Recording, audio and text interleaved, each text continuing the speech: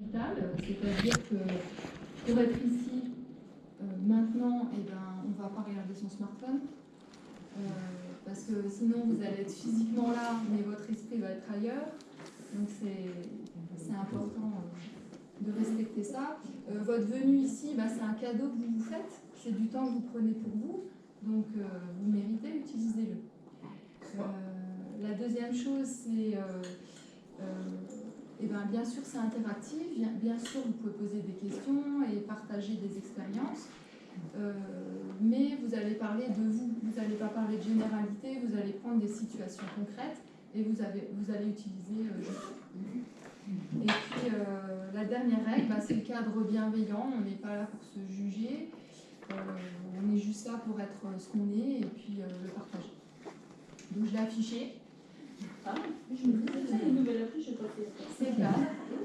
Je pensais que c'était parce qu'avant nous, il y a le club du 3e âge. Alors, on va pas nous couper, c'est ça. Quand on est au 3e âge, je me mets au service de mon élan vital. J'ai un regard bienveillant envers moi et les autres. Regard bienveillant. J'évite les généralités, situations concrètes.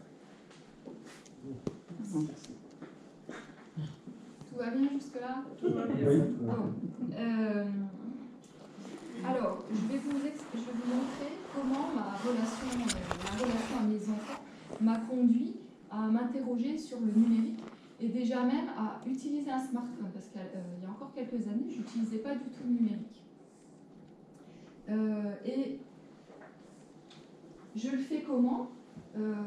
J'ai une formation initiale en sociologie, et donc moi j'aime beaucoup avoir un regard distancié par rapport aux choses, voir les choses un peu de l'extérieur, sans jugement, voir simplement comment elles fonctionnent. Et j'ai utilisé ça dans la relation à mes enfants, et c'est ce que j'utilise aussi dans le monde professionnel. Donc ça s'appelle le regard distancié. Comprendre le monde dans lequel l'autre vit sans le juger, mais se mettre à la place de l'autre pour pouvoir le comprendre. Et je vous propose de faire cet exercice ce soir d'ailleurs. Et de vous laisser porter et de ne pas poser des questions type pourquoi. Le pourquoi on s'en fout, on a juste à vivre quelque chose ensemble. Alors pour vous montrer ça, j'ai besoin de 2 personnes. 2 volontaires.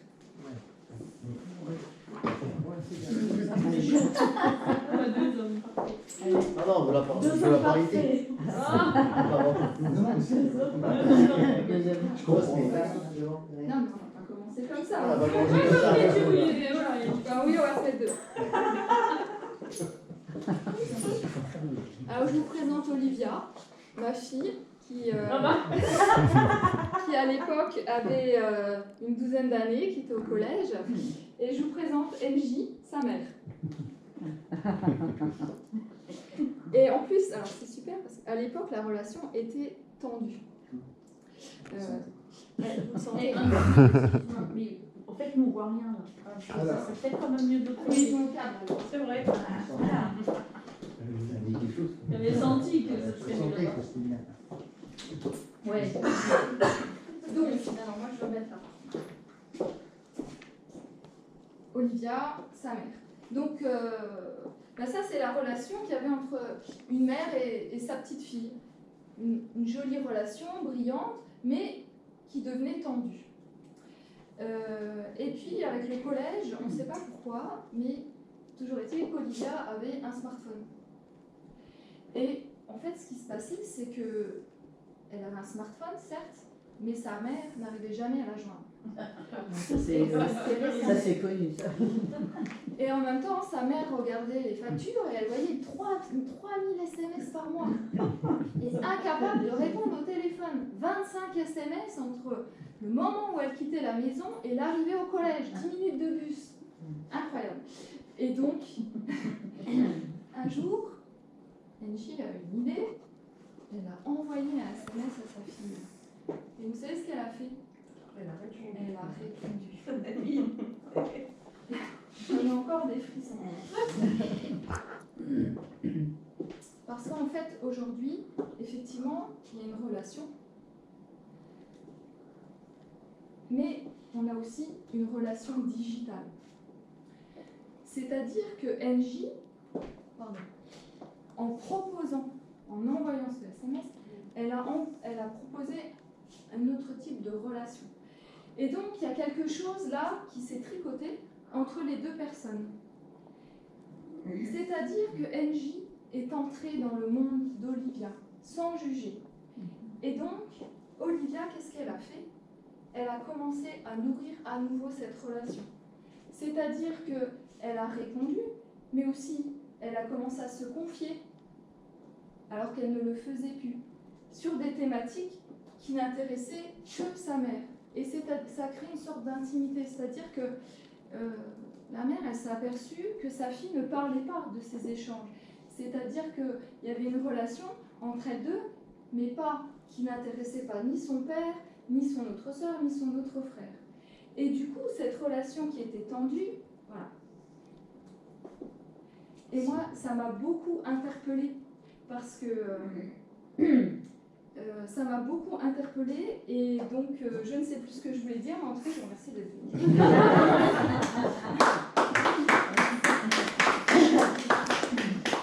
Ça va, c'était pas trop dur. Facile. Ça commence à passer en premier. Donc en fait, ce que je voulais dire, c'est que donc, dans la relation, on est toujours trois. Il y a une personne, il y a l'autre, et il y a la relation. Et cette relation, c'est quelque chose de vivant, qui se nourrit, c'est un canal de communication. Et chacun a à nourrir cette relation de son côté. Donc là, je vous ai fait partir un peu tôt, mais c'est pas grave, on va bien comme ça. C'est-à-dire que moi, à mon bout de la relation, je suis responsable de ce que je mets dans la relation. Et l'autre personne, à son bout de la relation, est responsable de ce qu'elle met. Mais elle est aussi responsable de la manière dont je reçois l'information. Par exemple, je vais vous faire venir deux personnes, pas forcément les mêmes. Allez, on va mettre des dames maintenant. J'ai encore besoin de personnes.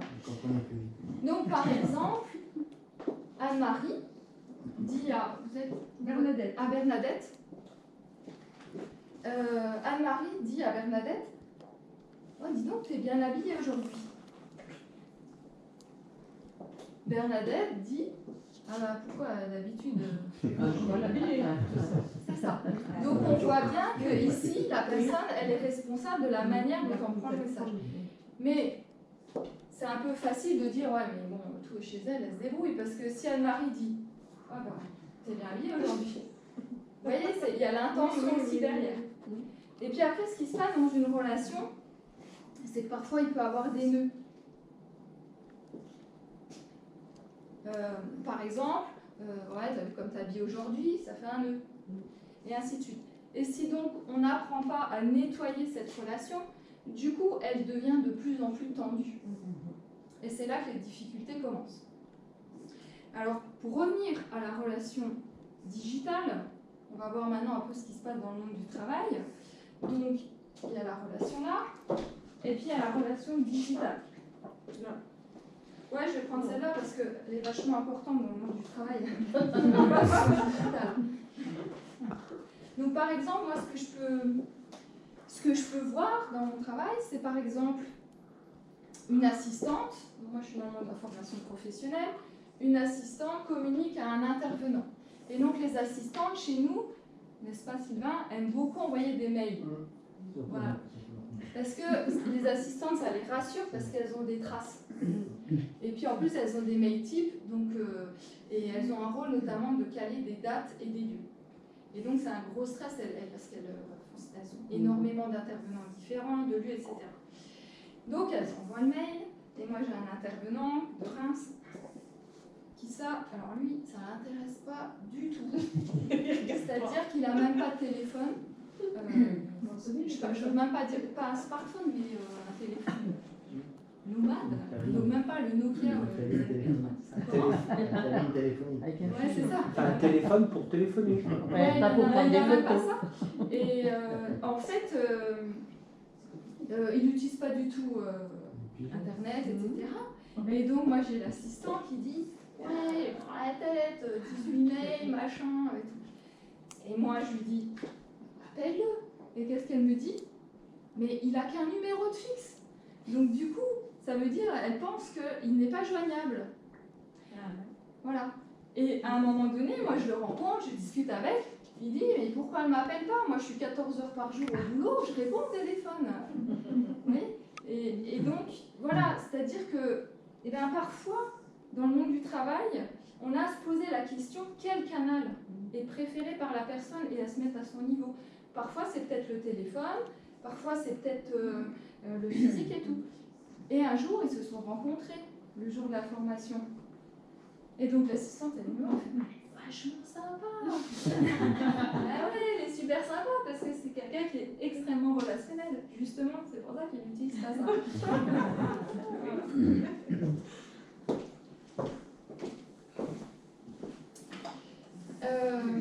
Alors, la première chose, moi, le premier message à vous dire, bon, le premier c'était plutôt qu'il y a une relation digitale.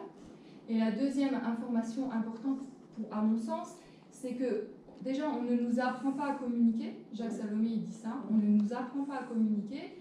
Il disait même qu'il était un infirme de la relation et de la communication. Mais on ne nous apprend pas non plus à entretenir des relations virtuelles. Oui. Moi, je rebondis sur une expérience propre, très personnelle. On était dans un open space et on était pratiquement 2 bureaux face à face, donc espacés, justement. Et moi, ça me choquait que mon collègue me dit, Sylvain, je t'ai envoyé un mail. Je lui ai dit, attends, à un mètre, tu iras voir, je t'ai envoyé un mail. Mais depuis, on était en open space. Et pratiquement tout le monde faisait comme ça. Quand on est arrivé au monde des mails, c'est compliqué à expliquer. Hein, mais tu ne veux pas me dire parce que maintenant tu iras voir, tu me répondras quand tu as le temps. Quoi. Bon, on a été à des trucs comme ça. Alors, je ne sais pas si aujourd'hui c'est encore comme ça, mais non, c'est pire. Hein, voilà. Donc, alors après, je comprends bien moi, que le fait ça rassure et ça laisse une traçabilité. Mais avant, peut-être communiquer. Le truc rouge, hein, avant de mettre le gris. Là, on met le gris avant de mettre le rouge. Il n'y a pas que c'est que ça rassure. Ça, c'est que la personne, quand elle t'envoie un mail, en fait, elle a plein de choses à faire. Elle se dit, j'ai envoyé le mail. Quand il me répond, c'est fait. Maintenant, je passe à autre chose. Ça veut dire une question d'organisation. Voilà. Elle a tellement de choses à faire que ça, c'est fait. En tout cas, ce qu'on peut dire... Et l'open space aussi, ça fait peur des fois. Justement, une relation à deux dans un open space où il y a plein de gens, bah, c'est un peu bizarre, quoi. C'est un peu tabou. Il y a des choses à se dire et les autres ne doivent pas entendre. C'est pas forcément le cas. Il y a plein de choses. Des fois, il y a grosse utilité qu'on ne veut peut-être même pas dire. Mais en fait, tout ça, ça montre bien ce que c'est très subjectif.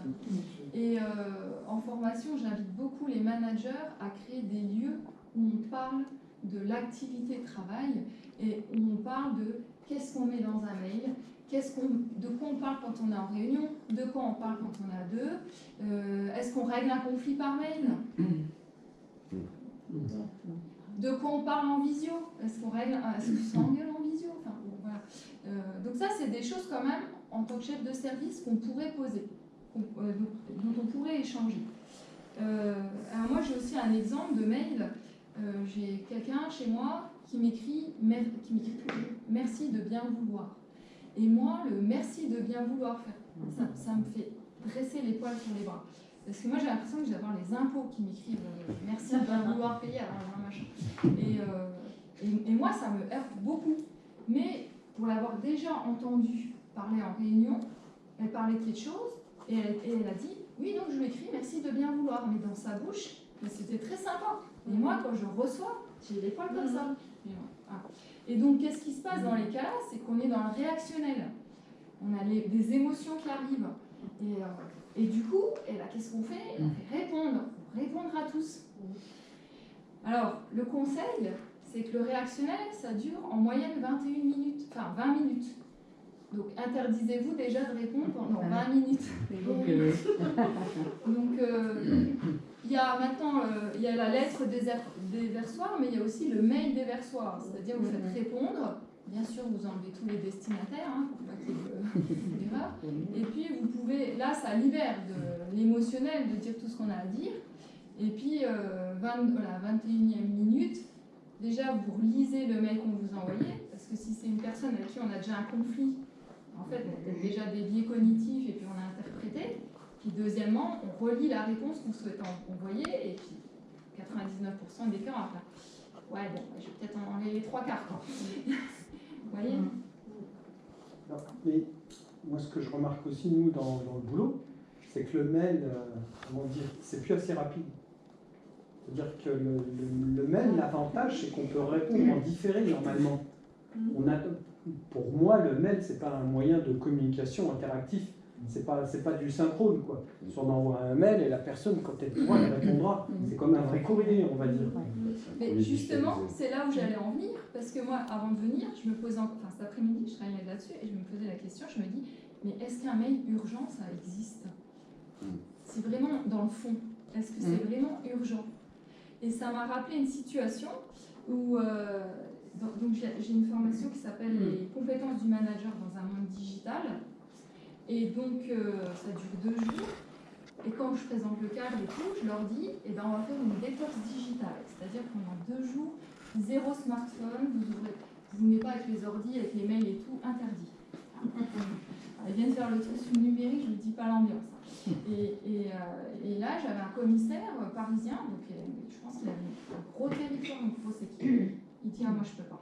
Moi c'est tout. Moi, le mail c'est jusqu'à 23h, le smartphone c'est jusqu'à 23h. J'ai dit, ben écoutez, justement, c'est l'occasion de tester votre dépendance, pas de mail. Et donc, il a cheminé au bout des 2 jours, et au bout des 2 jours, c'était super parce qu'il a réussi à dire devant tout le monde qu'il avait une croyance, c'est que pour lui, être compétent, c'était pouvoir répondre à tous ses mails, traiter tous ses mails. Et il est venu là avec les écharpes, il est venu avec son smartphone dans la main, je ne sais pas si vous imaginez, il est venu là quoi. Et je lui ai dit, et donc il a parlé de ça. C'est son doudou. Pire. Vous voyez, en fait, ouais, tout ce qui se joue derrière ça. Alors, il avait 2 travails à faire.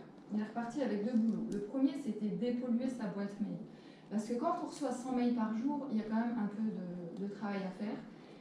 C'est-à-dire s'affirmer et imposer qu'on ne soit pas destinataire de certains mails. C'est pas parce qu'on est numéro 1 qu'on doit être copie de tout. Ça, c'est un travail à faire. Bon, sur la confiance, etc., on ne l'abordera pas aujourd'hui, mais on n'a pas à être copie de tout. Voilà. L'ego aussi, hein, peut-être le faire un peu plus petit. Et puis la deuxième chose, donc là c'est dépolluer. Et puis la deuxième chose, c'est, oui, mais j'ai des urgences. Vous imaginez, le maire de la commune, il a le feu, il lui envoie un mail. N'importe quoi. Donc à un moment donné, c'est l'urgence, et je prends mon téléphone, je t'appelle, c'est urgent. Et l'urgence, 10 heures par jour, c'est plus de l'urgence, c'est un problème d'organisation. Voilà.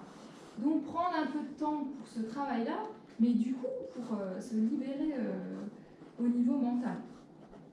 Et alors après, les 21 minutes pour l'émotionnel, vous ne réagissez pas tout de suite, mais par contre, vous avez 21 jours pour régler la situation. Parce que, alors je ne sais plus, hein, j'ai pas eu le temps de rechercher, mais l'émotionnel, vous êtes dans une partie du cerveau. Okay, et après, entre les 21 minutes, à partir de 21 jours, on va dire que c'est du traitement de l'info et on tombe dans la mémoire. Et là, le kinésiologue, il va nous dire, mais mémoire corporelle, etc. Entre autres. Donc voilà, dites-vous que vous avez 21 jours pour exprimer et rendre ce que vous avez vécu, et faire le ménage. Passer le délai, ça veut dire que c'est trop tard. Si, c'est toujours possible, mais ça sera quand même plus difficile parce que on est plus dans la mémoire là, du coup. Alors, ok, on sait qu'il y a du numérique partout. Alors, qu'est-ce qui s'est passé pour qu'on en arrive là? Moi, je vous montre juste cette image pour vous montrer que là, c'est au niveau technologique, l'évolution technologique, et là, c'est la connectivité sociale. Donc, c'est-à-dire qu'au départ, Internet, c'était des choses individuelles. On allait chercher quelque chose au niveau sur Internet, mais quelque chose qui était déjà formaté et le même pour tout le monde. On a été de plus dans la personnalisation des outils, etc. Et puis de plus en plus dans l'interaction avec du collaboratif, etc. Bon, c'est juste rapidement. Là, c'était intéressant de voir le baromètre du numérique 2018 avec l'essor des outils. Alors, on est quand même à 75% d'utilisation du smartphone, 78% des Français ont un ordi, 41% une tablette. Là, on était en 2004, alors 14% en 2014. C'était quoi ça? C'était énorme. Ouais, c'est l'utilisation des réseaux par son smartphone. Ah oui. En 2014, 14%, là, on est à 61% en 2018. On voit bien l'explosion, quoi. Et on n'a pas les tranches d'âge. Oui, Parce que si on mettait les tranches d'âge, les moins de 30 ans, ça doit friser les 90%. Les jeunes qui avaient 8 ans en 2014, qui ont... Enfin, j'ai envie de dire, moi, les anciens s'y sont mis largement aussi. Hein. Ouais. Même il y a encore des réticents, il y a encore... Et on Mais par contre, quand ils se mettent dedans, ils s'y mettent à fond. Ils n'y allaient pas avant. Oui. Dès qu'ils ont compris, ils y vont plus oui. que... Alors, concrètement, dans la vie de tous les jours, voilà ce qui se passe. Alors, pour la petite histoire, un jour, j'ai loupé l'arrêt. Je devais descendre à Aix et j'ai loupé l'arrêt. Et je me suis retrouvée à Marseille. Et donc, du coup, là, on est dans la salle Wi-Fi de la gare de Marseille-Saint-Charles. Et il se trouve que je travaillais là-dessus. C'était il y a 2-3 ans, c'était au tout début. Et j'étais assise et je me dis, ouais, c'est énorme parce que dans ça, il y a tout. Il y a un peu toutes les pratiques. Alors, à votre avis, vous avez déjà un peu entendu parler des générations X, Y, Z? Alors, ce monsieur-là,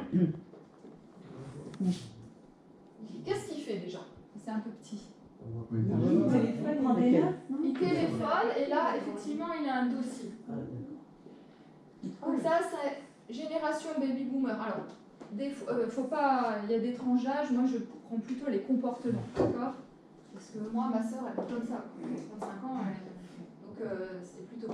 Mais, donc vous voyez, ce monsieur, il a un téléphone qui ne sert qu'à téléphoner, c'est rare, et donc il travaille sur un dossier papier. Là, on a un autre monsieur, alors celui-là, on va se concentrer sur celui-là. Donc là, il a une tablette et il a un téléphone, un smartphone. Donc là, on est plutôt dans les X, parce qu'en fait, c'est un outil, un usage. Alors, je ne sais pas ce qu'il fait, mais peut-être qu'il regarde un film avec la tablette, puis il met du boulot sur son smartphone. Mais il y a encore de la séparation vie privée, vie pro. Et puis moi, en fait, j'étais assise à cette salle, et puis là, il y avait un homme ici. Alors moi, j'ai pris des photos, mais quand je suis vieille, j'ai capté tout de suite, quoi. Et le jeune me dit, qu'est-ce que vous faites? Je lui explique. Et donc, ce jeune homme qui avait 19 ans, il m'explique que ça, son smartphone, c'est son smartphone perso, enfin pro, mais qui est aussi perso, que c'est son ordi, il pointe dedans, et qu'il n'a pas de bureau, en fait, c'est un nomade. Et tout est à l'intérieur. Donc, son chef, comment il le suit? Il a des objectifs, hein. Il n'a pas besoin d'être à côté de lui pour voir les tableaux chiffrés. Donc, tout est là-dedans. Et ce qui est énorme dans le type de relation, c'est qu'il m'a dit bon, je reviens, tu peux faire gaffe à mon téléphone. Et il est parti 20 minutes et il m'a laissé son smartphone, je ne le connaissais pas. Et donc, ça, c'était super intéressant. Et là, est-ce que vous arrivez à voir Un enfant. C'est un enfant. Alors, toute ressemblance, machin.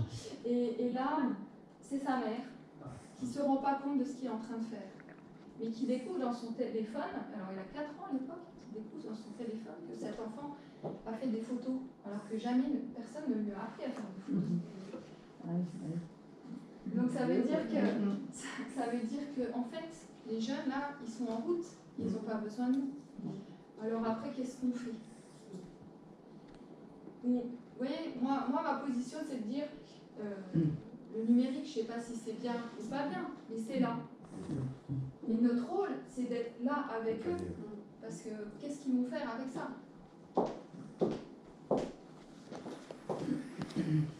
Donc vous voyez que juste avec ces quelques images, on se rend compte à quel point le numérique est dans nos vies. Et dans le monde professionnel. Alors qu'est-ce qui s'est passé? En fait, dans le monde professionnel, il y a eu la mondialisation, on a commencé à travailler aux quatre coins du monde, à des heures différentes, et on a eu des besoins pour pouvoir communiquer à distance. D'accord? Et puis, avec les nouvelles générations, la hiérarchie est de moins en moins acceptée. On est en plus dans des pyramides écrasées et donc en mode collaboratif, horizontal. On est dans des groupes de travail où le supérieur hiérarchique, à certains moments, il sera peut-être juste collaborateur, il va peut-être juste participer à un groupe de travail, mais ce n'est pas forcément lui qui va le piloter. Et les jeunes générations demandent ça et attendent ça.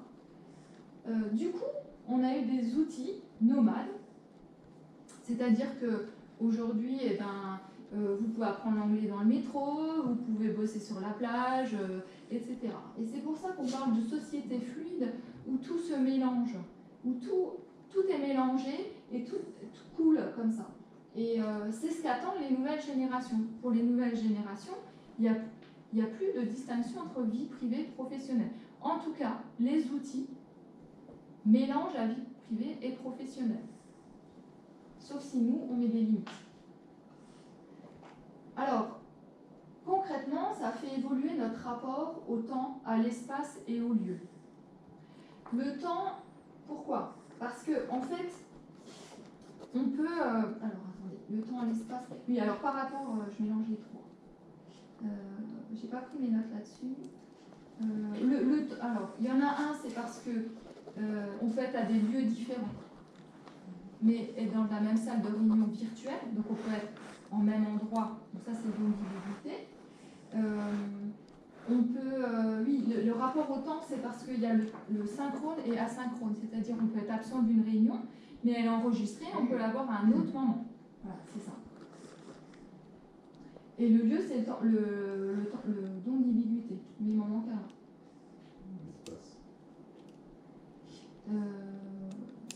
On est à différents endroits, mais en fait, on peut être à la même réunion. On peut être à des temps différents. Ouais, je sais plus, je retrouverai. Et on est dans des générations. Les nouvelles générations, c'est I know what I want and I want it now. En fait, ils veulent tout en temps réel. Ils sont très créatifs, mais ils veulent tout de suite. Et du coup, le numérique, ça a plein d'avantages, mais on a des difficultés à garder les talents dans les entreprises. C'est un vrai problème, parce que les jeunes, ils veulent tout de suite, et nous, on est encore dans des organisations qui ne leur permettent pas de se réaliser. Sauf que eux, comme la hiérarchie, ils n'ont plus du tout peur, le modèle hiérarchique, eux, ils ne s'identifient plus, donc ils ne vont pas rester pour nous faire plaisir. Ils veulent travailler à l'heure qu'ils veulent, ils veulent pouvoir aller chercher leurs gamins à l'école, etc. Mais en même temps, ils veulent des projets intéressants, etc. Et c'est pour ça qu'on parle de quatrième révolution, parce qu'en fait, ça bouleverse tous nos repères. Dès lors que ça bouleverse nos repères, temps, lieu, etc., on est dans une révolution. Donc c'est énorme en fait ce qu'on vit aujourd'hui. Et justement, cette relation digitale, elle est à construire, elle n'existait pas avant. Je peux faire une petite remarque? Je vous apprends. Il se trouve que je travaille dans une société d'informatique. Et devinez ce matin ce qu'on a fait. Nous, notre entreprise, on a invité la majorité de nos clients, ceux qui ont bien voulu venir, à une présentation au CESCOM, à Metz, sur justement la digitalisation. Et présenter des outils, des produits collaboratifs, tout ce que vous avez compris. Alors, et justement, c'est justement ça, on leur dit, voilà, c'est en train d'arriver, c'est en train d'être là. Est-ce que vous allez attendre et le subir, entre guillemets, ou est-ce que vous allez le lancer? Parce qu'on est en plein dedans. On en parlera des outils. Alors, je peux me permettre de rajouter quelque chose, parce que moi, il se trouve que je suis responsable de la digitalisation de mon entreprise. Et que ce matin même, avec l'entreprise Siemens, donc fabricant d'automates, on était sur ce sujet-là. Et je pense que c'est intéressant d'entendre ce qu'on entend là, parce que les outils sont là, la révolution industrielle, elle est là, c'est clair. Par contre, comment est-ce que nous, au milieu de tout ça, on va interagir? C'est une question que je me pose fortement, c'est ce qui m'a motivé à venir aujourd'hui. C'est que l'entreprise elle-même, elle évolue, on a des volontés verticales, de dessus, d'en dessous, comme on vient de le dire à l'instant, les nouvelles générations, mais aussi des décideurs qui, eux, entendent un discours qui dit que, ben ouais, c'est super, puisqu'ils vont pouvoir tout piloter depuis leur smartphone eux-mêmes. Mais au milieu de tout ça, on a les gens qui, eux, comprennent pas forcément, ne savent pas comment s'intégrer là-dedans. On a une génération qui arrive, mais on a encore 2-3 générations qui bossent, qui, elles, doivent intégrer ça. Ouais. Et mettre tout ça en musique, c'est compliqué, quoi. Alors justement, vous connaissez la différence entre le numérique et le digital? Le numérique, c'est les outils, tout ce qu'on a vu, et le digital, c'est les usages. Donc on a eu une énorme avancée numérique, mais au niveau du digital, on parle même de fracture. Vous voyez, en fait, maintenant, la fracture, elle n'est plus numérique, elle n'est plus sur les outils, elle est sur les usages. Alors c'est bien parce que vous tendez la perche. Du coup, on dit la nouvelle compétence, c'est l'agilité. On est dans un monde sans cesse en changement, donc développer des capacités d'adaptation, Darwin. Donc l'agilité. Jusque-là, tout va bien. On fait des formations, adaptées au changement, je ne sais plus comment ça s'appelle. Sauf que ça, c'est ce qu'on vit. Vous voyez la différence entre ça et ça? Moi, je la trouve énorme, cette image. Elle est très, très réaliste. C'est exactement ça. C'est, en fait, aujourd'hui, dans le monde du travail, on court derrière les outils. Donc, on a le temps qui s'accélère. Et en même temps, on a le temps qui se fragmente. C'est-à-dire qu'on est tellement interpellé par des outils différents qu'à un moment donné, ce sont les outils qui décident. C'est plus nous. C'est la notif qui décide. C'est le mail qui arrive qui décide. C'est plus nous. C'est même pire. Tout à l'heure, on a apporté les mails. Aujourd'hui, on utilise des outils collaboratifs. En fait, c'est de la messagerie instantanée. C'est-à-dire que c'est encore pire que ça. C'est-à-dire que le gars, il vous interpelle et vous voyez en haut, par tampion, il est en train de vous écrire. Donc vous avez votre messagerie, vous avez votre fil de tickets, vous gérez les tickets, comme chez SFR et tout ça, et en même temps, vous recevez des mails et on vous interpelle là-dessus. Nous, au boulot, la majorité, on a 3 écrans. Ouais, c'est vrai. 3 écrans. Et on a la visio, il faut répondre à côté. Ah ouais. Bon, moi, je ne réponds pas. Après, dans les règles, après, moi je remarque ce que j'ai fait maintenant pour être tranquille, je désactive ma messagerie du boulot sur mon smartphone. C'est-à-dire que quand je quitte l'entreprise. Alors tous les moyens, on en parlera à la fin parce qu'il y aura un petit travail. Mais alors c'est vrai que le numérique, effectivement, pourquoi le numérique et pourquoi on ne reviendra pas en arrière? Parce que ça simplifie énormément les tâches répétitives. Pour moi, je trouve que c'est une avancée pour le progrès humain, parce que je reprends mon exemple de formation professionnelle. Moi, en 2013, quand je suis arrivée, les nanas, elles imprimaient les convocations pour les stagiaires, elles mettaient sous enveloppe, elles timbraient, super, évolution de carrière, quoi. Bien, donc, plus personne n'a envie de faire ça. Donc, faut pas dire le numérique. Enfin, moi, dire le numérique c'est mal, on n'y va pas. Moi, je suis pas d'accord, quoi. En médecine, il y a des tonnes de trucs super, quoi. Mais après, là où je ne suis pas d'accord, c'est qu'en fait, les entreprises, elles vous vendent des logiciels. Alors, ils ont un logiciel type, et puis soi-disant, ils vous font un truc qui s'adapte à vous. Sauf que dans la réalité, c'est pas ça. C'est nous qui nous adaptons, qui subissons le truc qui ne marche pas, etc. Donc, finalement, on est au service du numérique. Oui, mais c'est peut-être aussi parce qu'on calque les modes de management d'avant avec les outils qu'on a maintenant. Si je reprends l'exemple que tu donnais sur le commissaire de police qui, parce qu'il est responsable, doit être de fait responsable digitalement également, donc avoir tous les mails, avoir toutes les notifications, etc. Ça, c'est un mode de management pyramidal qui est un peu daté et qui du coup ne fonctionne plus avec ça. Je prends un exemple que j'ai dans mon boulot. Pour rebondir sur la secrétaire qui colle les timbres, on a une secrétaire, Isabelle, tu la connais. qui était secrétaire de direction. Donc elle faisait ça, elle prenait rendez-vous pour le patron, etc. Ben, moi, je la tire vers justement du digital parce qu'on a des systèmes de workflow, on a des trucs à manager, mais je lui demande de le manager. Et elle est vachement demandeuse de ça, de sortir de son carcan de colleuse de timbre sans évolution de carrière. Mais ce qui se passe, c'est qu'à côté, ceux qui courent et qui sont fatigués, c'est ceux qui étaient déjà en train de courir et d'être fatigués avant qu'on digitalise. C'est juste qu'on court d'autant plus parce qu'on est manager, parce qu'on est cadre.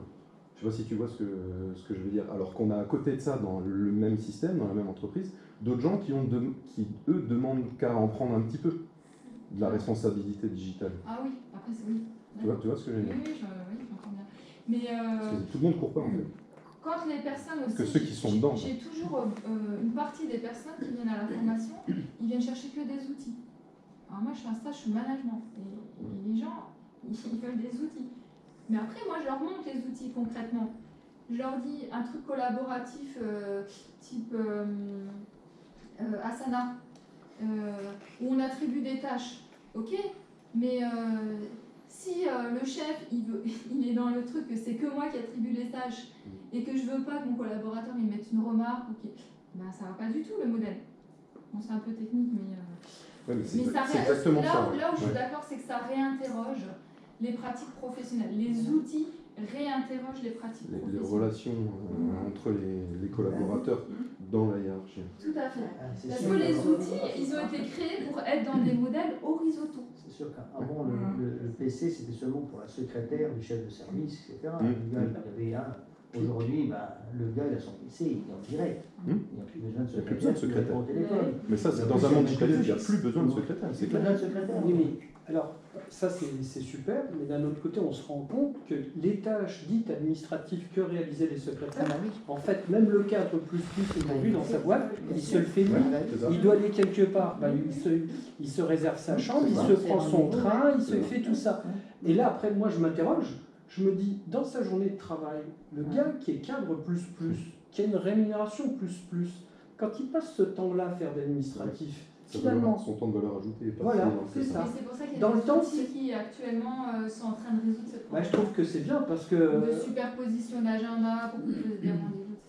Oui, mais ça nécessite une compétence, une compréhension des outils. Plus. Et surtout quand ils sont collaboratifs, il faut que l'ensemble des collaborateurs qui l'utilisent aient le même niveau de compréhension de son fonctionnement. Il suffit qu'il y ait un grain de poussière dans le rouage pour que le manager, son rôle, c'est de bien choisir les outils, de ne pas en coller un nouveau tous les 3 mois et de ne pas former tous les 5 minutes les gens, parce qu'à un moment donné, voilà. C'est ça.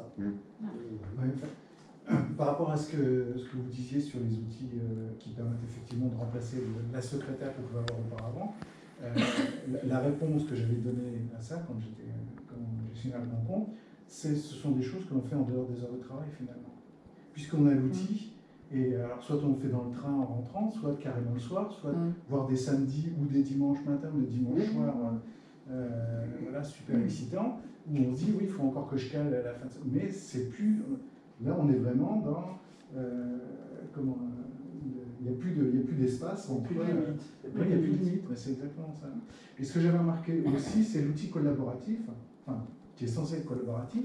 C'est tellement collaboratif qu'on ne fait que balancer en fait, des tâches aux uns aux autres, sans s'occuper de savoir quelle est la charge de travail des uns et des autres, sans définir si effectivement il y a vraiment un caractère d'urgence ou pas, sans mettre de date limite par exemple, ça serait intéressant de pouvoir l'avoir cette réponse-là dans 3 jours, ça me suffira. Et il y a des tas d'informations qu'on ne balance pas et qui font que on reçoit un mail et où on se voit attribuer une tâche, mais voilà, on sait déjà plus ce qu'on va en faire. Voilà, combien de temps j'ai pour la traiter, qui est-ce que je vais aller voir, elle est dans quel contexte. Il manque énormément de choses avec. Et c'est exacerbé, et les problèmes relationnels sont exacerbés dans la relation digitale, parce qu'une personne qui a du mal à s'affirmer, elle va préférer envoyer un mail. Dans les espaces collaboratifs où on se colle des tâches, pour éviter de provoquer une réunion où les gens ils règlent des conflits, où ils déballent. Et ben ils se mettent des tâches, ils ne font pas de réunion mais ils mettent que la tâche. Alors je ne vous dis pas les relations de boulot derrière. Donc voilà. C'est vrai qu'il y a ça, on perd le moment où on règle les vrais problèmes en fait. Et puis en plus, sur les mails, tu disais tout à l'heure avec la petite phrase toute faite, moi j'ai connu des entreprises où ils disaient le mail, il y avait toujours 3 phrases. La première c'était le thème, 2 points, ensuite l'objet et ensuite l'attente. Donc c'est-à-dire il y a des entreprises qui essaient de cadrer leur mail pour dire vraiment c'est là-dessus, là-dessus, là-dessus, et maintenant j'attends que tu fasses ça pour tel jour, telle date. Alors que le gars il a son planning pour la semaine, mais il faut que ça passe. Quoi. C'est bien ça quand on le sait encore. Parce que il y a ceux qui se débarrassent d'un truc et qui ne disent rien derrière. Mais par contre, ils viennent, ils disent vous faites, t'as pas reçu mon mail. C'est fantastique. Alors, il faut dire non. Mais c'est impossible de dire non parce que ça veut dire qu'on n'ouvre pas sa boîte, ça veut dire qu'on ne traite pas ses mails. Alors, une dernière remarque après la suite, parce que je voudrais vous faire un atelier. Oui, après, dans l'esprit des réunionites qui a eu lieu, autant on peut dire, le digital a fait ça, mais moi je vois toutes les réunions, chacun a ramené son PC à la réunion. Alors, je ne suis pas sûr que c'est pour une réunion de travail que pour parler du sujet. Alors, je pense que ça existe encore comme ça. Alors, c'est celui qui se la pète à dire moi je suis digital, je suis du numérique, mais ça fait avancer rien, aucun problème. On arrive à la réunion, pour ça qu'on fait la réunionnite, on se revoit dans 15 jours, parce que ça a été zéro. Quoi. Plus concentré à voir les choses. Acte présent, ces gens-là. Ouais, ils ne sont pas à la réunion physiquement, ils y sont sur leur ordi. Et bien souvent. Et chaque fois, il y a toujours une raison de priorité. Quoi. Ah, mais j'avais une urgence, désolé. On s'excuse presque d'avoir utilisé le PC. Quoi. On n'est plus dans la réunion, on n'est plus dans l'action. Du coup, je fais la transition avec la suite. J'en ai à c'est qui le patron parce qu'effectivement, il y a les risques les plus importants. Donc la dispersion, on est happé partout. Donc finalement, on a l'impression de faire pas les choses correctement et souvent on ne les fait pas tout bien. La dévalorisation, alors ça, il y a des générations qui ne savent pas vraiment utiliser les outils ou qui en ont peur. Donc en fait, voilà, ça me fait trop peur, j'y vais pas. Et en gros, donc je suis nulle. Mais j'ai même pas essayé. Il y a effectivement l'épuisement, donc on parle effectivement beaucoup de burn-out. J'en reviendrai après parce qu'on dit beaucoup le mot là, mais il faut voir c'est quoi vraiment un burn-out. Parce que moi j'entends des gens qui me disent j'étais en burn-out 15 jours, voilà. ça se discute. Mais par contre, il y a des vrais risques. Et il y a des choses qui ne sont pas du burn-out, mais auxquelles il faut faire très attention quand même. Pas parce que c'est pas du burn-out que c'est pas grave. Alors après, il y a la surconnexion, la surmotivation. Et là, ça nous fait... je prends les gamins, ça me vient tout de suite, là, les gamins surexcités. Hein. Quand on leur supprime la Switch ou je sais pas quoi, ils deviennent dingues. Et puis du coup, au bout de 3 jours, ils redeviennent humains. On se dit, qu'est-ce qui se passe 3 jours sans Switch. Et donc, c'est ça. Donc, c'est des personnes qui sont tout le temps hyper connectées, qui paraissent super motivées, mais à qui on file toujours qu'on file le boulot.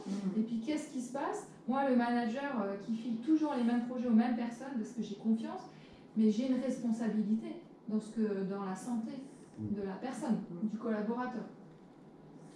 Et puis, bon, vous dire qu'il y a eu un rapport parlementaire qui finalement n'a pas abouti. Alors, la raison, c'était que, en fait, cet épuisement, il n'est pas que professionnel, et que c'est à ce titre qu'on ne l'a pas admis comme maladie professionnelle. Mais moi, tout ça pour dire que finalement, il ne faut pas forcément attendre des organisations, il ne faut pas forcément attendre de l'État, il faut d'abord faire un travail sur soi. Enfin, moi, c'est ce que je défends. Alors voilà, est-ce que toutes les photos que je montre, elles sont réelles, c'est pas...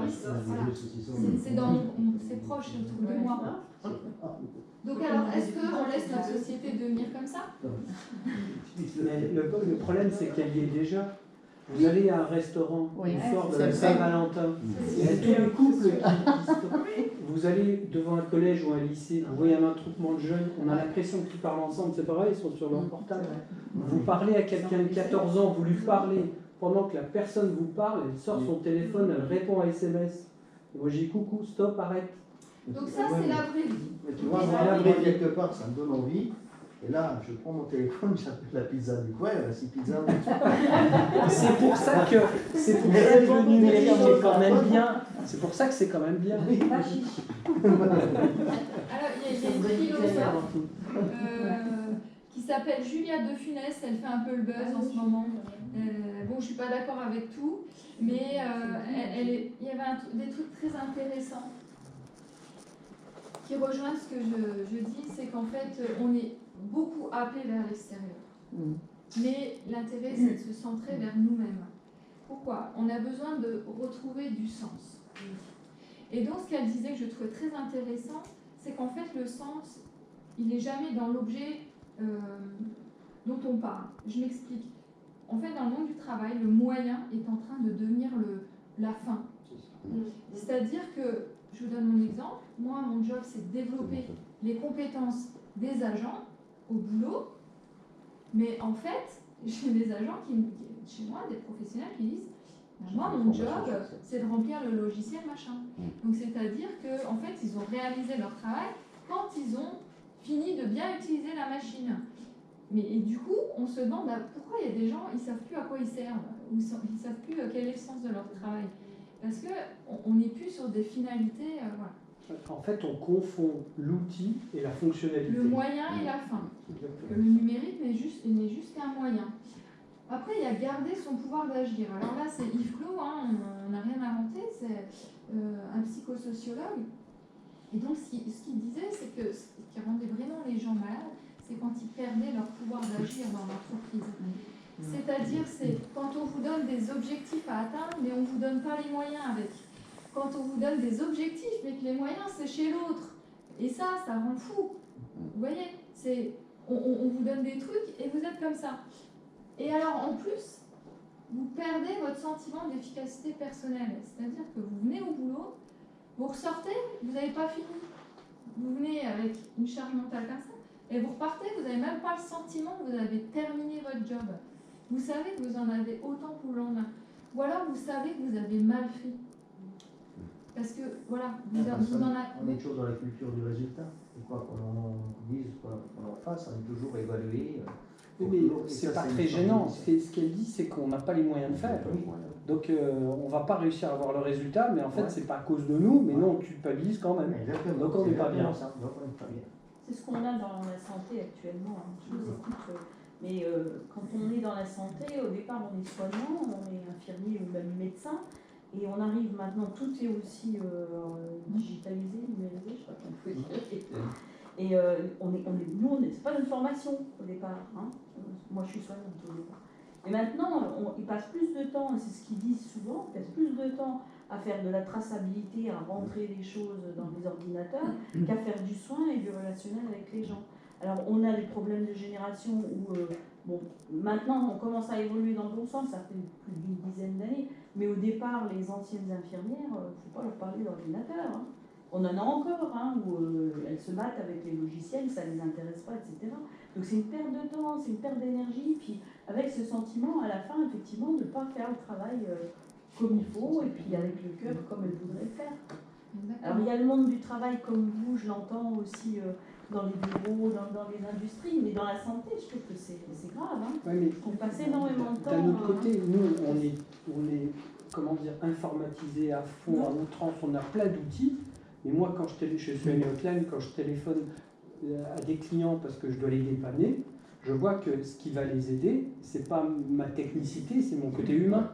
Quand j'appelle, je suis souriant, je vais les dépanner, je vais peut-être plaisanter un peu, bon, ça passe bien. Tant mieux, alors que mon collègue qui va être plus froid et tout ça, alors qu'on utilise les mêmes outils, on est digitalisé, numérisé, enfin tout, mais seulement ça passera moins bien. Donc c'est bien la preuve que le côté humain est toujours le plus important, malgré tout ça. Alors, en fait, tout ça pour vous dire que fait, quand on est épuisé, c'est une question de perception. C'est-à-dire qu'il n'y a pas d'objectivité dans l'épuisement. C'est un ressenti personnel. Donc ça veut dire qu'il n'y a que nous qui pouvons dire comment on se sent. Et on n'a pas à se laisser définir par les autres. Moi, la semaine dernière, on m'a dit « tu as une réaction disproportionnée en réunion ». Mais c'est moi qui vis la situation.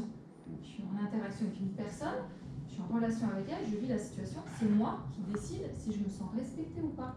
Et ce que les personnes ont à dire, les personnes disent, là j'ai fait un co-développement avec une personne qui est en burn-out, et ça fait 1 an qu'elle disait qu'elle avait trop de charges.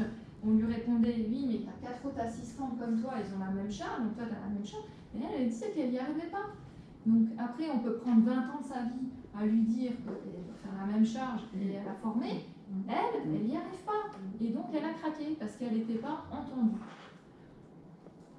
Et donc tout ça pour dire que, première chose, ça ne va pas être jugé. C'est nous, notre perception. Comment on se sent. Première chose.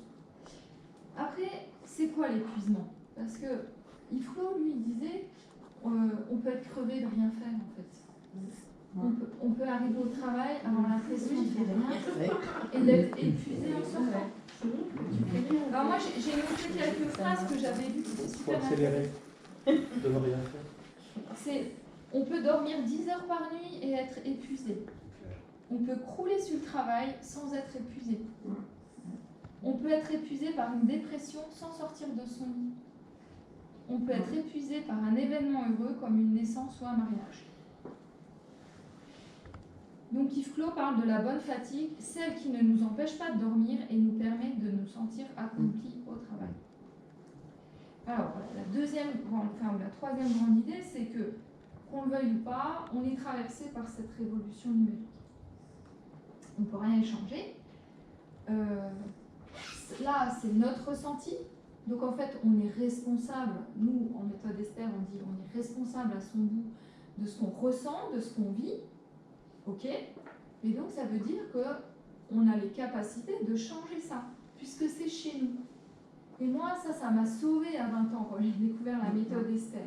J'étais dans une situation très très difficile, et quand j'ai lu Jacques Salomé et que je me suis dit, mais ok, je suis responsable de tout, de ce que je... mais j'ai le pouvoir de changer la situation. Mais moi, ça m'a sauvée, ça m'a sauvé plusieurs fois dans ma vie. Ok. Donc on sait que c'est chez nous.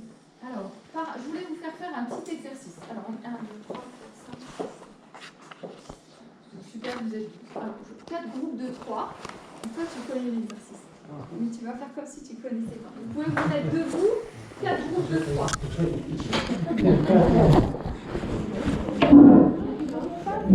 Et vous mettez par 3. Vous n'avez pas besoin de quoi écrire. Voilà. Non, 1, 2, 3. Voilà. On va faire même 3 groupes de 4. C'était pour savoir si vous allez voir. 3 groupes de 4. Alors, je vous redémontre et je vous reviens. Voilà, hop, c'est bon. Voilà, voilà, voilà.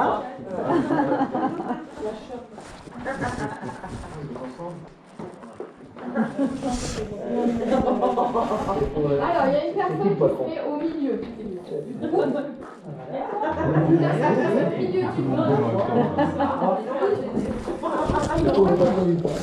Ok. Alors, dans les 3 personnes restantes, alors, la personne du milieu, elle va faire ce qu'on lui demande. Donc, la fin, elle va essayer, parce que c'est pas sûr qu'elle y arrive. Alors, la personne qui est en face, elle va faire des gestes et vous allez devoir imiter les gestes. D'accord? Donc, par exemple, comme ça. Ok? Vous allez lui poser des questions. Et vous, des questions n'importe. N'importe. Il est marié, coordination. Ce qu'il fait après, des trucs comme ça. Et vous allez lui dire des mots qu'il devra répéter. Ça fait beaucoup ça. Ça me rappelle un test que j'ai brillamment échoué. Allez-y, doucement. Allez, c'est bon comme ça.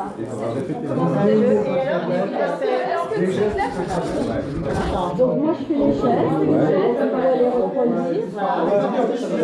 Vous avez des questions? Moi je te pose des questions. Et vous dites des mots qu'il doit répéter. D'accord. C'est bon? C'est parti. La lumière dans les yeux. Soleil. Soleil. On y va, c'est parti.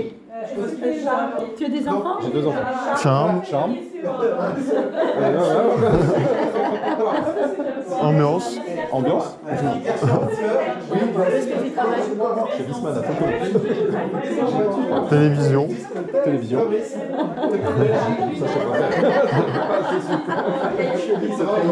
connais quoi, je voulais? Retrouvailles. Retrouvailles. Cinéma.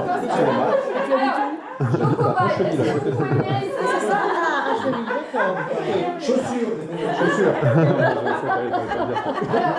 Bon, t'as ton brevet multitâche, quoi. Ouais, Ouais, quand même. Parce que vous avez été sympa, parce que vous avez attendu. Ah ouais, parce que Chacun attendu que l'autre. c'est la primeur du. Alors, Jean-Benoît, comment tu t'es senti? Bon, c'était drôle parce qu'on se prend pas la tête, mais c'est vrai qu'au bout d'un moment, c'est un peu compliqué, quoi. Ouais. Parce qu'il la tension est partout, donc... Ouais, mais moi je pense que tu as besoin d'une formation, après tu seras un peu plus compétent. certainement. Je vais le répéter au poste. Ah oui. Limite agressé. Ouais, bah oui.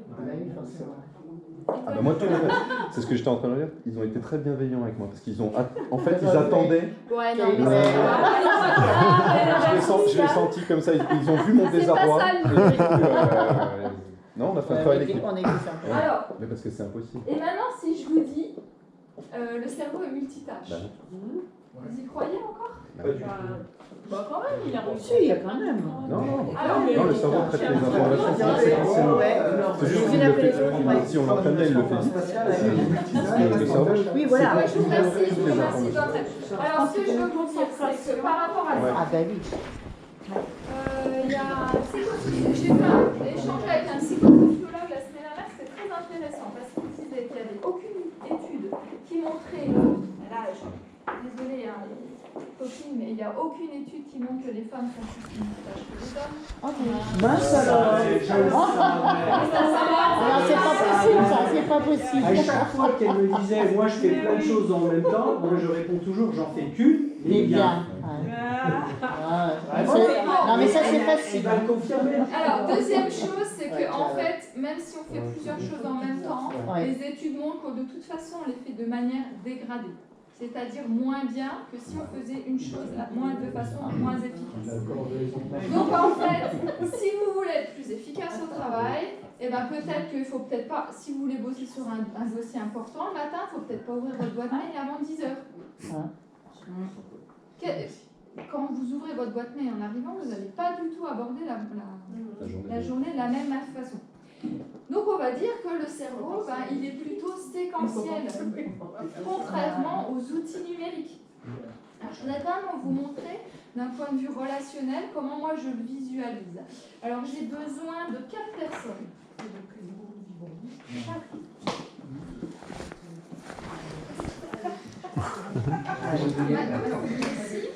Je commence à me méfier des exercices. Alors, la personne dont je parle est Nicolas. Tu peux me dire quel est ton job, Nicolas? Je suis responsable d'amélioration continue. Responsable amélioration continue. Amélioration Continue. Ah, continue en plus. Ça s'invente pas quand même. Hein. J'ai encore 37 ans devant moi. Alors, je te présente ta boîte. Enfin, non, tu la connais déjà. C'est ta boîte mail.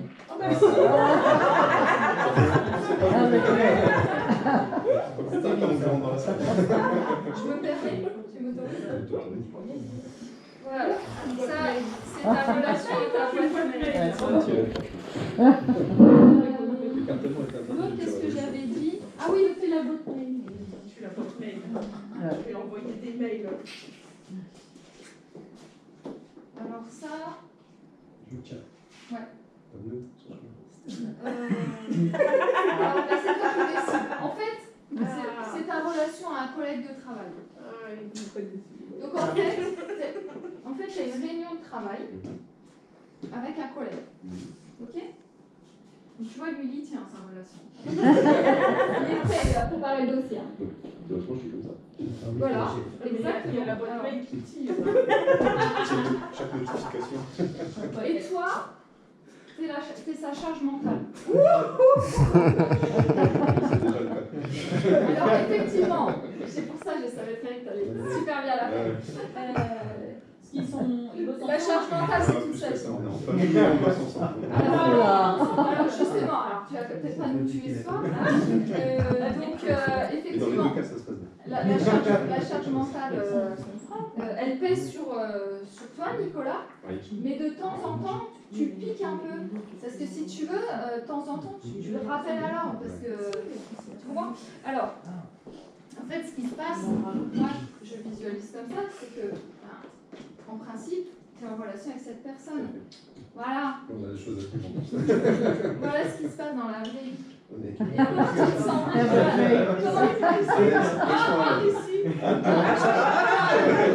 a bien fait, ouais. Mais par contre, on va le faire Une sérieux. panne de courant. Non, on va le faire sérieux. On va juste alors, qu'est-ce que ça te fait, ça? Sincèrement. Ah, c'est oppressant. C'est oppressant. Ouais. Très bien. Donc, Je vais pleurer. J'ai peur. Pas loin. non, bah, arrête. Mais, non, mais vous voyez, ça, c'est ce qu'on s'inflige. C'est ce qu'on vit. Voilà. Je vous remercie. Merci beaucoup. Après, tu choisis à garder ou pas. On voit plus les éléments. On va faire une amélioration continue. Il faut comprendre que c'est un boulot qui travaille que sur l'humain. Non, pardon. C'est un boulot qui travaille que sur l'humain. Alors, C'est une amélioration continue normalement. on va faire un Mais je petit suis en charge test. aussi de la digitalisation dans l'entreprise. Et les deux sont un peu On va faire un petit test. C'est un petit test qui peut être utilisé pour savoir si vous êtes épuisé ou pas. Donc je vais vous poser des questions. Vous devez répondre oui ou non. Alors, si vous n'avez pas de quoi noter, une main oui, une main non. C'est comme vous voulez. Quand vous vous réveillez, il vous arrive d'être aussi épuisé, voire plus que la veille au soir. Oui ou non? Oui, Annette. Une fois, j'ai dormi avec elle, elle a Non. ronflé toute la nuit. Je n'ai pas besoin de savoir. Pas de détails, pas de détails. Vous êtes irritable. Vous vous énervez facilement pour des choses objectivement peu importantes. Genre le retard du bus, le conjoint qui a oublié de ranger ses choses. Mais ça peut être lui aujourd'hui. Oui, c'est ça. C'est non, mais non, quoi. Il ne faut pas trop réfléchir comment vous le sentez. Non. Vous avez parfois le sentiment d'être abattu. Oh, Vous arrivez parfois en retard à des rendez-vous et il vous est arrivé d'en annuler parce que vous ne vous sentiez pas l'énergie de les assurer. Vous souffrez de douleurs si récurrentes que vous vous y êtes presque habitué. Dos, mains, épaules, tête. Vous avez repoussé au moins une fois un rendez-vous médical. Il vous arrive de sauter des repas ou de manger de façon désordonnée. Là, tu vas te faire engueuler. Alors, les personnes qui ont de 0 à 2 réponses, venez ici. Comment ça, de réponse Positives, quoi? pardon. Qui ont répondu oui, Oui. 0, 1 ou 2 fois. Vous venez ici. 0, Ah ouais. 1 ou 2 fois. Oui. Oui. Bah, maintenant, là, il y a beaucoup. Je me sens d'autant plus mal. Je me sens d'autant plus mal qu'il y ait beaucoup. Et donc, je déduis que les personnes, que vous êtes à 3 et plus. Oui. Qui est à 3, 4 3. Plus de 3 3, 4. Plus de 5 5 ou plus Non, mais. Alors, on dit que quand on a plus de 3, on est. Faut faire attention. Ouais. On est proche du Pas Attention, mal. ah bah.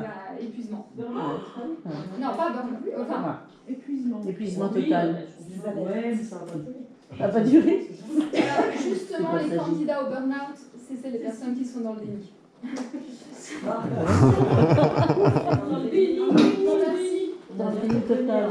Alors, je vous fais un peu ça parce que c'est un moyen de prendre conscience à un moment donné de là où vous en êtes. Et poser, enfin, c'est un moment. Voilà. C'est justement parce qu'on est tout le temps là-dedans, qu'on ne voit pas arriver, Et donc, c'est le moment de se dire, ouais, là, je suis à 3 et plus, il faut que je fasse ça. Et du coup, je me permets de vous faire une différence entre quelques concepts, entre déjà la grosse fatigue, le burn-in et le burn-out ou épuisement. La grosse fatigue, c'est j'ai eu la grippe, j'ai déménagé, j'ai pris un nouveau poste, j'ai fait un gros projet, ok, j'ai bossé à fond un an, où j'ai eu une grosse grippe, j'étais malade, je suis crevée, donc j'ai une grosse fatigue, j'ai vécu un truc ou un gros événement. Donc j'ai vécu quelque chose de très stressant et donc il me faut plusieurs mois pour m'en remettre. Donc ça, c'est ok, c'est la grosse fatigue. Le burn-in, alors il faut que je fasse une parenthèse, je comprends pourquoi j'en avais mis avant.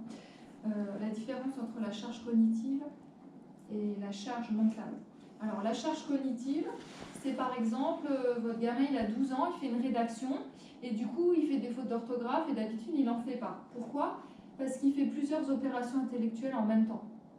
Il fait de l'orthographe, il pense à ses idées, il fait de la syntaxe et tout. Et du coup, sur charge cognitive, il fait des erreurs. Donc ça, ok.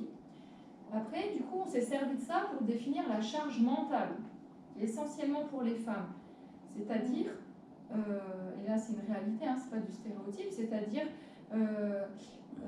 je suis au boulot, mais je sais que je dois passer chercher les courses, que voilà, je vais faire à la maison. Je suis à la maison, il faut que je signe le cahier du gamin, il faut que je pense au repas à préparer pour le lendemain, je dois aller faire les courses, etc. Donc ça, c'est la charge mentale, c'est la somme des choses auxquelles on pense. Et les femmes, eh ben, effectuent 75% de cette charge mentale. Donc voilà, et donc après, on en est à l'addiction mentale. C'est par exemple, vous savez, tous vos notifs et tout là. Donc ça vous met en hyperactivité. Et puis, à un moment donné, alors ça, vous êtes en hyperactivité, alors vous avez la grosse fatigue, mais vous continuez, vous êtes en hyperactivité, et là vous êtes dans le burn-in. C'est-à-dire que vous êtes en train d'apprendre à votre cerveau que c'est plus une exception, c'est que c'est la normalité. Donc vous anesthésiez votre corps, vos symptômes, etc. Et vous y allez. Et donc là, vous apprenez à votre cerveau ça, et donc votre cerveau, il devient addict. Et ça veut dire quoi ? Ça veut dire que le jour où vous n'avez pas besoin de bosser, eh ben vous bossez quand même, parce que vous êtes en manque. Le jour où vous ne pouvez rien faire, eh ben vous ne faites pas rien. C'est-à-dire que le jour où vous rentrez tôt du boulot, c'est pour pas à la maison, quoi. Vous voyez ? Et là, c'est là que ça devient dangereux. Quand vous avez ce signal-là, que vous n'arrivez plus à vous arrêter, attention. Parce que du coup, eh ben, c'est là où on peut basculer au burn-out. Et là, c'est flash, parce que je remets l'image, là. Là, c'est quand même très dur, parce que ça veut dire que toutes vos valeurs, tout ce que vous avez mis en œuvre selon vos valeurs et ce que vous vouliez, eh ben, ça ne marche pas. Vous êtes en échec. Et en plus, vous avez plein de projets et plein de trucs à faire, sauf que vous êtes épuisé. Quand on a un épuisement mental, en fait, le corps protège le cerveau. Donc, il s'attaque au cerveau en dernier. Donc, si c'est votre cerveau qui est attaqué, ça veut dire que le corps, ça fait un moment qu'il n'en a plus. Donc, vous avez des signes physiques, vous perdez vos cheveux, les ongles cassants, vous êtes blanc, vous avez des problèmes de sommeil, etc. Voilà, je tenais quand même à faire ce petit électrochoc, parce que voilà, le problème des personnes, les candidats au burn-out, c'est justement les personnes qui sont en déni parce qu'elles sont anesthésiées. Ou elles sont tenues par des enjeux, voilà, ils ont des objectifs comme ça, enfin voilà. Ok ? Alors, avant de terminer, je voulais juste vous montrer une petite vidéo. On va faire une petite vidéo, un dernier petit exercice. Ça va faire de tâches là. J'ai oublié. Est-ce que vous avez entendu parler d'Albert Brookhaber ?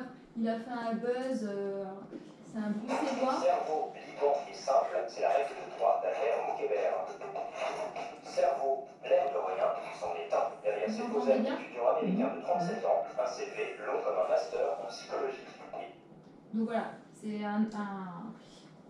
il a un doctorat en neurosciences, il a 37 ans, il a écrit un bouquin et il est super connu. Et moi, je voulais vous montrer, il a fait un truc qu'il a fait.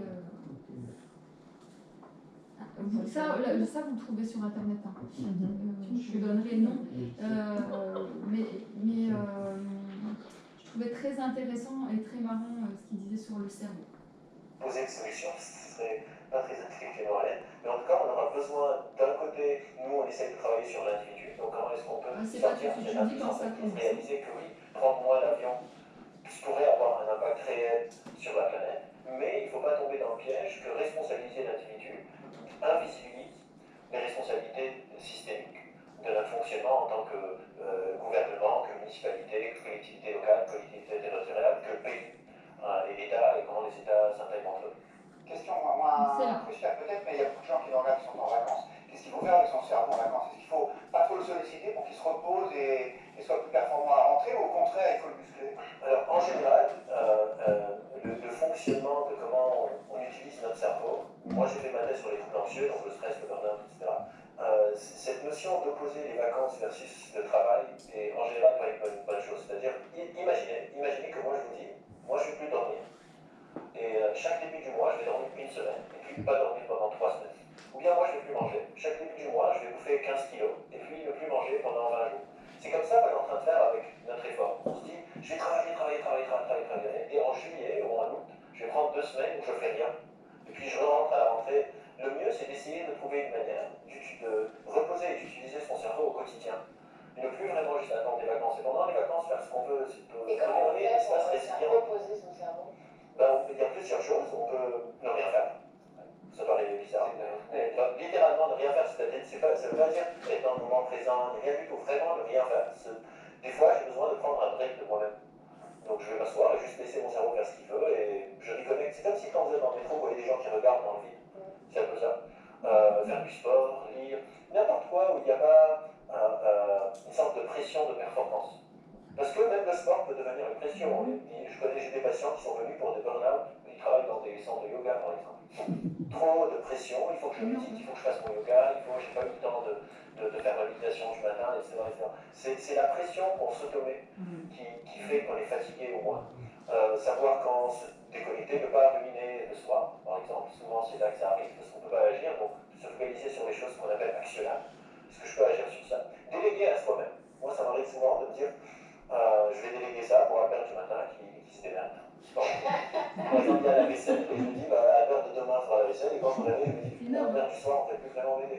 Voilà, en tout cas, c'était formidable, Albert du soir qui soit là. Parlez-nous, on dit ça. Merci beaucoup d'être passé. Albert, on dit à votre livre. Albert, il se démène. Ça va être énorme. Voilà. Alors, pour terminer, vous avez compris que moi, mon message, c'est Opération Moi d'abord. C'est vrai que moi, je propose des ateliers pour ça, justement, pour permettre aux personnes de prendre ce recul et justement de pouvoir faire ce travail-là.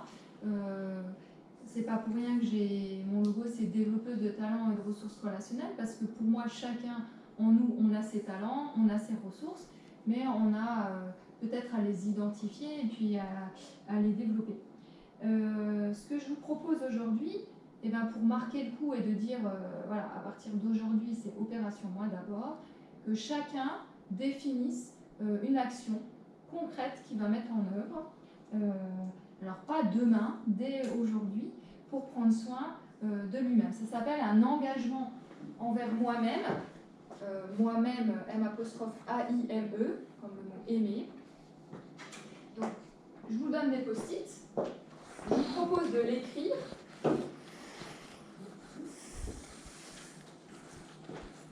Et puis on viendra les afficher. Donc il faut que ce soit précis, hein.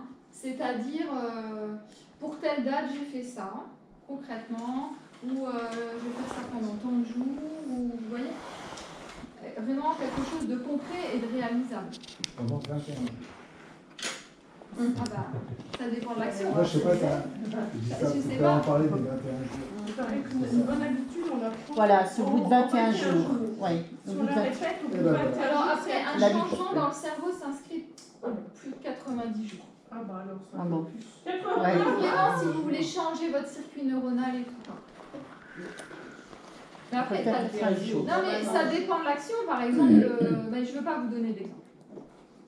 Quelle Parce que action? je vous en donne- non, je vous en non, parce que c'est. Non. Vous n'avez pas le droit de parler entre vous en plus. C'est chacun pour On soi. peut s'envoyer des textos? on a coupé les téléphones.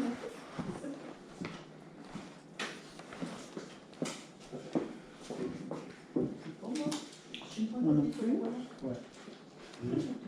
Non, mais Sylvain, tu ne pourris pas ma conférence. Tu écoutes la conférence. Il ne pas sur toi.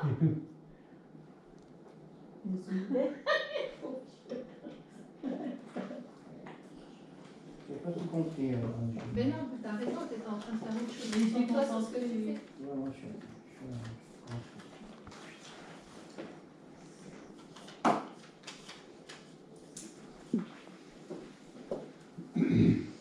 C'est ok? Oui. Ah bah, puisque tu es debout, viens. Tu peux dire ton action et puis l'afficher. Alors j'ai noté méditer 15 minutes par jour. Tu médites déjà? Oui, je l'ai fait pendant un certain nombre de mois. Les 2-3 derniers mois, j'ai arrêté, mais Donc c'est voilà. il faut que je le fasse. Oui, c'est bien ces moments-là parce que c'est aussi pour se rappeler ce qui est bon pour nous et qu'on a arrêté de faire. Ok, super. Quelqu'un d'autre? Moi, je veux bien. Alors, moi, c'est me coucher 30 minutes plus tôt, au moins 4 fois par semaine. Bonne idée. Hein? Vous pouvez faire le test pendant une semaine, se coucher 20 minutes plus tôt pendant une semaine. Ah, c'est là? Moi, je l'ai fait, c'est un Qu'est-ce que ça dit? Comment tu as fait? je me suis couchée 20 minutes plus tôt pendant une semaine. Et est-ce que se lever 20 minutes plus tard tous les matins, ça a le même effet? Non, justement. Oui, je non. sais, ouais. Ce qui est important, c'est de se lever à la même heure. Ouais. Et Et ensuite, tu fais 20 minutes un jour, plus 20 minutes un autre jour, plus 20 minutes un autre jour? Non. Bah non, sinon tu passes la. Je au bout d'un moment. Alors, moi j'ai mis de faire une marche chaque fois que je suis à la maison, parce que j'habite à la campagne, et je sors dans mon jardin, mais pas assez. Pas assez en mouvement. Ok. Vendredi. Ah oui, c'est ça. À partir de vendredi. C'est chaque fois que je suis chez moi. Alors, moi j'ai écrit refuser de penser sans poser une solution. C'est en fait, je ne sais plus comment il l'a appelé tout à l'heure. Ah, le hamster dans la roue là. Ouais, c'est ça, c'est laisser, notamment le soir, laisser le cerveau sommeil, et puis au bout d'un moment, voilà quoi. On a fait naître plein de choses, plein d'émotions, il n'y a rien. Donc, nous sommes pour les comptes, après, comment on peut prendre. J'ai pas compris. Ah, d'accord. Cogite trop. Oui, c'est ça, cogiter dans le vide, c'est-à-dire, si jamais je décide de prendre un sujet, je le prends, je le traite, je trouve une conclusion et j'arrête là. Ah, c'est ça en fait. d'accord. C'est une sorte De pas aller au d'écologie. fait, en fait. Oui, c'est ça. Ouais, c'est ça. C'est-à-dire que oui, tu rumines des problèmes sans cesse parce qu'en fait, tu vas pas au bout. Oui, c'est ça, ouais. Il y a des, ouais, c'est ça. Il y a des ruminations qui sont épuisantes et je suis fatigué de ça. J'ai au moins 3 vies sur ce point-là. Ok, super. Quelqu'un d'autre? Ouais. Ne rien faire pendant 10 minutes par jour à partir de demain. Oh, alors là, Isa, Ah non. c'est pas rien ça. Ça arrive pas. Ah ouais, ça c'est pas rien. Alors ça c'est super parce que ce qui est important, dans la prévention de l'épuisement, c'est très important de vous mettre des petits objectifs. Parce qu'il n'y a rien de pire de se mettre des objectifs comme ça et de ne faire que ça. Et il vaut mieux se mettre ça et puis vous arrivez à là, c'est Noël. Mais mettez-vous des trucs, parce que ça, alors c'est important pour Isa, mais c'est reste réalisable. Un petit effort. C'est comment on fait pour ne rien faire? Tu fais rien. Tu fais rien, tu fermes tes yeux, tu L'aiguille bouges sociale. pas. Tu bouges pas. Des fois, Bah oui. tu contemples. Voilà, tu sais, quand tu vas La des fois, tu viens au boulot, tu sais même pas comment t'es arrivé. Oui. Et mais tu fais. Quelque part, non. Moi, je fais en même temps de la position, celui-là. Mais dans le Moi, j'ai canapé, pensé jusqu'à à la moi. Bah, c'est ce que je suis en train de faire, donc c'est dans la continuité. Alors là, c'est pas assez concret. Ça veut dire quoi penser à moi? Penser à moi, c'est-à-dire que quand j'ai envie de faire quelque chose, de ne pas faire passer les autres à moi. Alors, faire une action où je passe avant les autres. Ok? Mais tu sais l'action, tu ne l'as pas encore identifiée. C'est sur plein de choses en fait. Ouais, mais J'ai tendance à faire. En fait, c'est me prioriser en fait. Tout mais simplement. qu'est-ce que tu peux jamais faire?